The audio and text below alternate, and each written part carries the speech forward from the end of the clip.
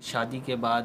اولاد کی خواہش ہوتی ہے، پھر ایک ایشو یہ آ جاتا ہے کہ بعض اوقات حمل جو ہے نا وہ ضائع ہو جاتا ہے، تو حمل کی حفاظت کے لیے کوئی وظیفہ بتا دیں۔ حفاظت حمل کے لیے یہ ہے کہ سورہ مریم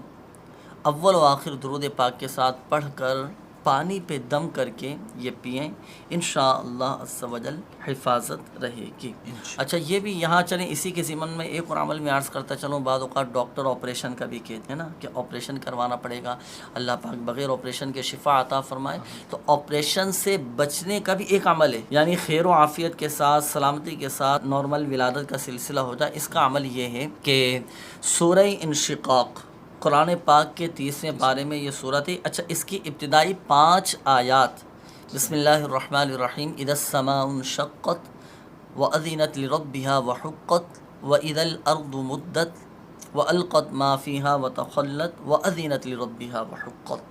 یہ سورہ انشقاق کی ابتدائی 5 آیات پڑھ کر دم بھی کریں پیٹ پر اور پانی پہ دم کر کے بھی پئیں، انشاءاللہ عز و جل بغیر آپریشن کے ولادت کا سلسلہ ہو جائے انشاءاللہ۔ اور یہاں چلیں اسی ضمن میں یہ بھی عرض کرتا چلوں کہ الحمدللہ عز و جل اس حوالے سے خاص تعویذات میرے شیخ طریقت امیر اہل سنت احمد مقدم العالیہ کے دیے جاتے ہیں، جو تعویذات اطہاریہ کے بستوں سے فی سبیل اللہ یہ حاصل کر سکتے فی ہیں، سبیل اللہ کا کیا یعنی مطلب ہے؟ کوئی اس کے چارجز نہیں ہیں اور فری حاصل کر سکتے ہیں۔ اچھا یہ جو آ کر لیں گے ان کے لیے اگر کوئی گھر سے منگوائے پوسٹل ان کے لیے بھی الحمدللہ بائی پوسٹ شعبہ روحانی علاج کی طرف سے بائی پوسٹ بھی روانہ کر دیے جائیں گے، چاہے تو اس پیج پر جب آپ سلسلہ دیکھ رہے ہیں چاہے تو آپ